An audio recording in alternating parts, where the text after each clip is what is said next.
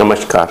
आज मैं आपको एक ऐसे बिजनेस के बारे में बताने वाला हूं जो डबल का बिजनेस हो सकता है। यानी जितने पैसे आप लगाओगे या जितने पैसों की सेल करोगे उतना ही प्रॉफिट होता है, लगभग बहुत अच्छा मार्जिन है। बस इस बिजनेस में एक सबसे इम्पॉर्टेंट बात यह है कि आपको सही जगह की परचेजिंग चाहिए। यानी सही जगह आप पहुंच जाओ जहां से आपको परचेज करना है, तो बहुत अच्छा प्रॉफिट है और बहुत अच्छा मार्जिन है। एक चीज़ और है इस बिजनेस में जो मैं बताना उचित समझूंगा, वो ये है कि अगर आपका जो चूजिंग पावर है ना, जो आप जैसे कुछ चीज़ आप खरीदते हो वो बहुत सुंदर होती है, अगर आपके अंदर ये वाला पावर है तो ये बिज़नेस आपका बहुत अच्छा चलेगा। यानी जैसे आप 10 चीज़ें खरीदते हो तो 7 चीज़ें लोगों को बहुत पसंद आती है। यानी आप जो खरीदते हो, आपका जो सेंस है वो बहुत प्यारा है, वो बहुत सुंदर है। आप जो शर्ट पहनते हो वो कई सारे लोगों को बहुत पसंद आती है, या आप कोई साड़ी पहनते हो अगर गर्ल्स हो या वुमेन हो तो लोगों को पसंद आती है। तो इसका मतलब आपका जो चूजिंग सेंस है, यानी कि जो आप चूज़ कर रहे हो वो बहुत अच्छा है।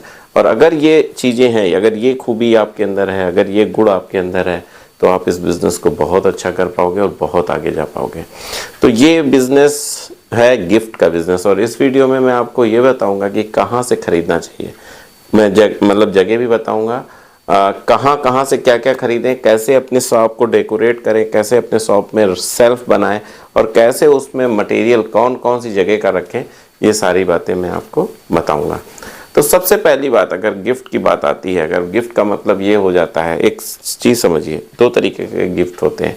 एक किड्स को देने वाले गिफ्ट, समझ लो, बहुत ध्यान समझो। अगर गिफ्ट शॉप करने जा रहे हो तो ऐसे ही चल दे तो दिक्कत हो जाएगी, तो आपको सोच समझ के जाना है। किड्स यानी बच्चों के सेगमेंट का गिफ्ट होता है, और एक गिफ्ट होता है जो बड़ों के लिए होता है और जो होम डेकोर के हिसाब से होता है। तो दोनों को अलग अलग आपको समझना होगा कि किस चीज़ की आपको शॉप करनी है। किड्स की गिफ्ट की करनी है, या होम डेकोर एंड बड़े लोगों को या छोटे भी आ जाते हैं उनकी आपको शॉप करनी है। बहुत ध्यान से समझ के चलना। अपनी शॉप स्टार्ट करने से पहले अपना ये माइंडसेट क्लियर होना चाहिए कि हमें किस तरफ जाना है। मोस्टली कई सारे लोग ऐसे होते हैं जो किड्स के लिए जाते हैं, किड्स गिफ्ट के लिए तो टॉयज आ जाते हैं, सीधी सी बात है। कुछ टेडी बियर्स आ जाएंगे, कुछ खिलौने आ जाएंगे, ये सारी चीज़ें किड्स में आती हैं। बट जब हम बड़ों लोगों के लिए गिफ्ट की बात करते हैं, जैसे मैरिज एनिवर्सरी में देने के लिए, बड़े लोगों के लिए गिफ्ट में देने के लिए, बर्थडे में देने के लिए, या किसी भी ओकेजन पे देने के लिए, और उसकी बात करते हैं, या घर के डेकोरेशन के लिए खरीदते हैं, तो वो सेगमेंट बड़ा हो जाता है और उसमें लोग वेल्थ भी अच्छी लगाते हैं। तो इस सेगमेंट में आपको गिफ्ट अगर आप चालू कर रहे हो तो आना चाहिए। कैसे आना चाहिए, इसमें क्या क्या हो सकता है, अब इसकी बात करते हैं, और कहाँ से लाना चाहिए।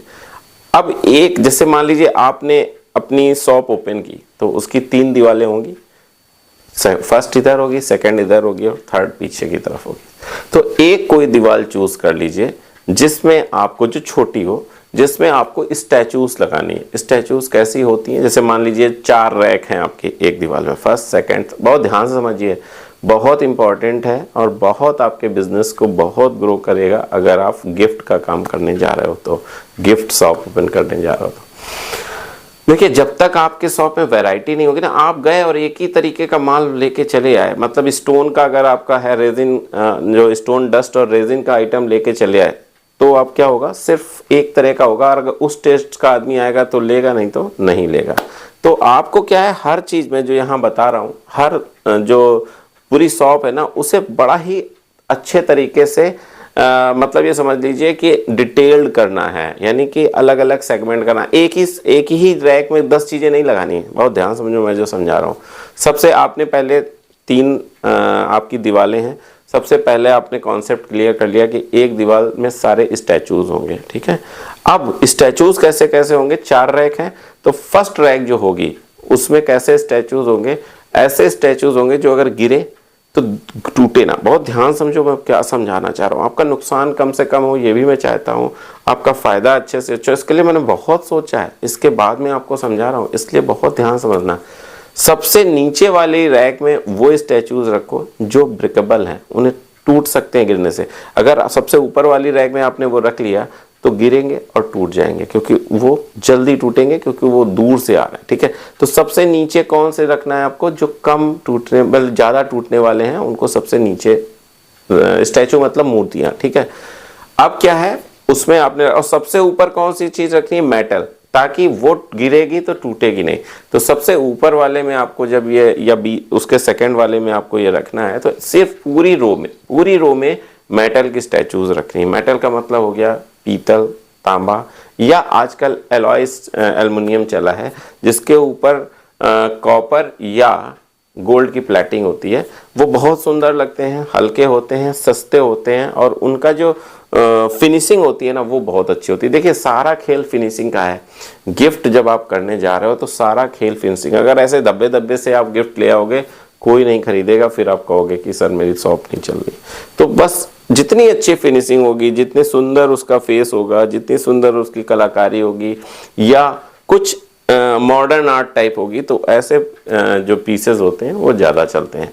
अब मेटल की बात करें, अगर आपको मेटल के पीसेस लाना है, स्टैचूज़ की मैं अभी बात कर रहा हूँ, तो स्टैचूज़ की बात करें और मेटल की बात करें तो ये आपको मुरादाबाद, जिसको पीतल की नगरी बोलते हैं, वहाँ से मिलेंगे और सबसे सस्ते मिलेंगे, किलो के भाव में मिलते हैं, किलो के भाव में मिलते हैं। तो आपको कहाँ जाना है, मुरादाबाद।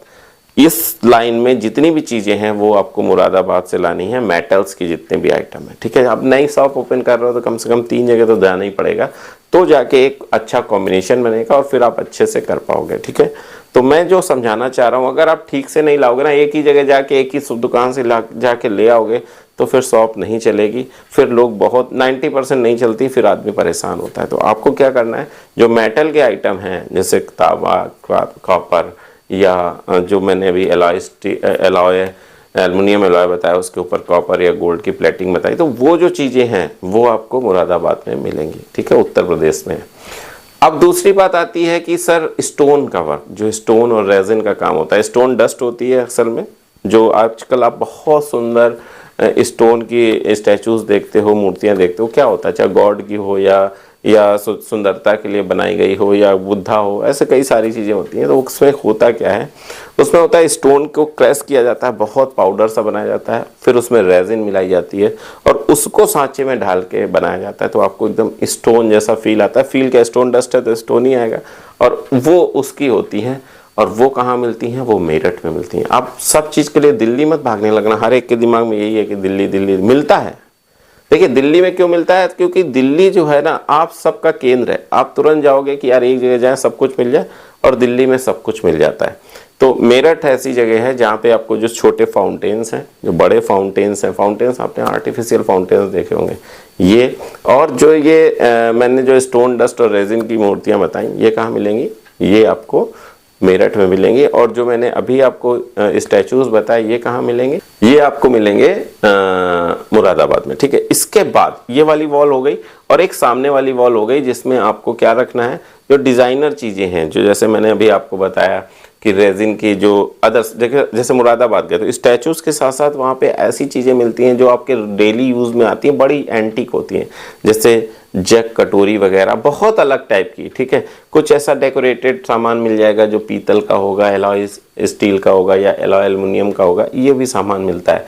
बहुत सारी हैंगिंग व्हील मिल जाएंगी, हैंगिंग मटेरियल्स मिल जाएंगे, ये सारी की सारी चीज़ें आएंगी। और ये आपको ये 2 शॉप जो दीवारें हैं 1.5 कर दीजिए, कि एक दीवार जो इधर है उसमें स्टैचूज हो गए, वो हाफ दीवार में आपके ऐसे एंटीक पीस हो गए जो पीतल या चीनी मिट्टी या इस टाइप की चीज़ों के हो गए। अब जो सामने के हाफ बचा उसमें बहुत सुंदर, देखिए कबाड़ नहीं भरना है, बहुत ज़्यादा नहीं भरना है। देखिए आपने जब कभी किसी अच्छे ऐसे स्टोर में विजिट किया होगा, जो जैसे लेवाइज हो गया या पीटर इंग्लैंड हो गया, बड़े बड़े जो स्टोर्स होते हैं जिनमें बड़े बड़े लुई फिलिप हो गए, ऐसे ऐसे बड़े ब्रांड में जब आओगे, ये नहीं होता कि ढेरों भरा पड़ा है शर्ट, हजारों शर्ट भरी पड़ी, ऐसा कभी नहीं देखा होगा। बड़े यूनिक तरीके से दूर दूर बहुत सुंदर सुंदर शर्टें रखी होती हैं, जो आपको हर शर्ट पसंद आएगी। आप ध्यान से देखो क्यों चलती हैं उनकी शॉप्स, क्यों इतना महंगा बेच पाते हैं, क्योंकि ऐसा नहीं होता। आप किसी नॉर्मल गारमेंट की दुकान पे जाओ, देखो भरा होगा, एकदम रैकें भरी होंगी, ठीक है। और जरा किसी ब्रांडेड शोरूम में जाओ तो उसमें कहो 50 शर्टें हों सिर्फ, और बड़ा सलीके से रखी होंगी, दूर दूर रखी होंगी, और सारी शर्टें आपको पसंद आ रही होंगी। यानी वो सेलेक्ट करके रखी गई हैं। तो यही चीज़ मैं आपको समझाना चाह रहा हूँ कि अपनी शॉप जो अब गिफ्ट शॉप, गिफ्ट का मतलब क्या होता है कि आपको देखते ही लगे वाह, यही तो आदमी लेना चाहता है कि जो किसी को दे रहा है उसे आनंद आए, उसे खुशी मिले, यही इसीलिए तो दे रहा है। और आप कबाड़ भर के एकदम दुकान को भूसा जैसा नहीं भरना है, ठीक है, सेलेक्टेड, एकदम सेलेक्टेड पीस लाने। फिर सेलेक्टेड क्या है, 50 40 50 30 40 50 टेडी बियर लाओ, एकदम सेलेक्टेड टेडी, मतलब सॉफ्ट टॉयज जो हो सेलेक्टेड। ये गिफ्ट के लिए बहुत अच्छा होता है, मोस्टली लोग गर्ल्स लोग लेती हैं। तो ये एक हाफ में रख दो, ठीक है। अब आपकी दुकान का 2 साइड्स फुलफिल हो गया है, 1 और 2। अब तीसरी बात आती है चाइना प्रोडक्ट्स, जो बहुत सुपर फिनिश होते हैं, बहुत इंपोर्टेड, जिसको हम लोग बोलते हैं इंपोर्टेड आइटम। ये कहाँ मिलते हैं, ये मिलते हैं दिल्ली में या मुंबई में। तो अगर आप दिल्ली के पास हो तो दिल्ली की सदर बाजार चले जाओ, अगर मुंबई के पास हो तो फिर मुंबई चले जाओ। अब आप कहोगे सर सदर बाजार में कहाँ चले जाएं, तो मैं बताता हूँ, क्रॉकरी वाली गली किसी से पूछ लेना। क्रॉकरी वाली गली में बहुत सारे स्टोर्स हैं जो डेकोरेशन के आइटम बेचते हैं। किसी से भी पूछ लेना वहाँ पे कि सर डेकोरेशन का आइटम कौन अच्छा बेचता है। बहुत, मैं किसी स्टोर का नाम इसलिए नहीं लूँगा क्योंकि जैसे ही स्टोर का नाम ले लूँगा आपके दिमाग में फीलिंग आ जाएगी कि सर शायद आपने इनसे कुछ ले लिया हो। तो ये सारी फीलिंग ना आए और आप मेरे वीडियो को अपने हित का समझो, क्योंकि अगर मैंने जैसे ही उसका नाम लिया तो आप तुरंत एक बार आ जाएगा सर शायद उनके लिए बना रहे हैं। तो मैं ये सिद्ध करना चाहता हूँ कि मैं आपके लिए बना रहा हूँ, इसलिए मैं किसी का नाम नहीं लूँगा। आप जब उस गली में जाओगे आपको बहुत अच्छे अच्छे शोरूम मिल जाएंगे, आप किसी से भी लो, तो जो आपको उचित लगे, जिसका रेट उचित, 3 4 5 10 सब में घूमो और जिसका आपको रेट उचित लगे उससे ले लो। तो जितने ये एंटिक आइटम हो गए, मतलब जितने ये इम्पोर्टेड आइटम हो गए, इम्पोर्टेड लेना। तो अब एक वॉल हो गई इम्पोर्टेड आइटम की, उसमें मल्टीपल चीज़ें हो गई। एक वॉल हो गई क्या, एक वॉल हो गई आपकी स्टैचूज़ की, जिसमें सेरेमिक के स्टैचूज़ हो गए, जिसमें मेटल के स्टैचूज़ हो गए वगैरह वगैरह। एक वॉल, आधी वॉल हो गई जिसमें आपके होम डेकोर के आइटम हो गए। आधी वॉल सामने वाली क्या हो गई, सॉफ्ट टॉयज हो गए। अब आपकी फर्श रह गई है ना, देखिए सजाना है आपको बहुत अच्छे से, गिफ्ट शॉप को गिफ्ट जैसा लगना चाहिए। अब नीचे वाला जो आपका फ्लोर है ना, उसमें मोस्टली फ्लावर्स रखो, पॉट्स एंड फ्लावर्स। और पॉट्स अकेले ना रखो, प्लॉट्स में भर दो फ्लावर्स। अलग अलग बिकते हैं, लेकिन ये समझ लो कि जितना आप नीचे फ्लावर्स रख दोगे ना, अब आप कल्पना करो, अभी अंदर से कल्पना करो चारों ओर आपकी दुकान कैसी लग रही है। नीचे फ्लावर्स हैं, इधर एंटिक पीस हैं, इधर मेटल के स्टैचूज लगे हैं यूनिक, इधर चाइनीज या इंपोर्टेड स्टैचूज लगे, कैसी लग रही है आपके दिमाग में, आप कल्पना करो। तो और नीचे सारे सारे फ्लावर, यूनिक फ्लावर है, ऐसा नहीं देसी वाले, मतलब सस्ते नहीं, सब अच्छे। और हाँ, जैसा आप एरिया सेलेक्ट करोगे अपनी गिफ्ट शॉप का, वैसा मटेरियल रखना होगा। मैं ये जो सारी चीज़ें बताया हूँ ना, एक अच्छे एरिया की, एक ऐसे जहाँ पे पैसे हों। मैं ऐसा एडवाइस करता हूँ कि ऐसे जगह आप अपना बिजनेस चलाओ जहाँ पे लोगों के पास पैसे हों। ऐसा एरिया जहाँ पे आपने देखा होगा कुछ महंगी मार्केट्स होती हैं कि यार वो मार्केट बहुत महंगी, बस ऐसी मार्केट में आपको लेना है, वहाँ पे आपका प्रॉफिट अच्छा होगा। तो ये पूरा आपको कॉन्सेप्ट मैंने समझाया। साफ सफाई हर दिन, हर गिफ्ट आइटम की अगर आपने साफ सफाई नहीं की तो चाहे जितना अच्छा आइटम ले आओ, अगर उसमें धूल का लेयर चढ़ गई तो जीवन में नहीं बिकेगा। रोज सुबह अगर आपने लड़का लगा रखा है तो पूरा लड़का साफ करे, पूरे दिन करे हो, या आप खुद हो तो फिर आपको करना होगा। आपका एक एक प्रोडक्ट एकदम, ये नहीं कि जब ग्राहक आया तब आपने उसमें कपड़ा मारा, धूल उड़ाई, ये नहीं होना चाहिए। अगर ऐसा करोगे तो नहीं चलेगा, सीधी सी बात है, नहीं चलेगा। चाहे वो कटु लगे आपको या अच्छा लगे, ये मुझे नहीं पता, बट नहीं चलेगा। तो आपको सुबह सुबह पूरी शॉप को एकदम नीट एंड क्लीन करना है, जितना अच्छे से हो सके। अगर सामने धूल वाली सड़क है तो थोड़ा पानी डालना है ताकि धूल आपके अंदर ना आए। ये बहुत इंपॉर्टेंट चीज़ें हैं, मैं आपको बहुत बेसिक्स चीज़ें बता रहा हूँ, ऐसी चीज़ें बता रहा हूँ। मैंने जगह भी बता दी, दिल्ली, मेरठ और मुरादाबाद, ठीक है। तो ये सारी चीज़ें मैंने आपको समझा दी, बता दी, आपको दुकान करने का तरीका बता दिया। ग्लो साइन बोर्ड अच्छा बनवाओ, ठीक है, और साफ़ सुथरा, जितना साफ़ सुथरा आप रखोगे उतना अच्छा चलेगा। 50% मार्जिन है, 100% मार्जिन भी है, 50 से 100 तक है, जो चाहो आप रखो।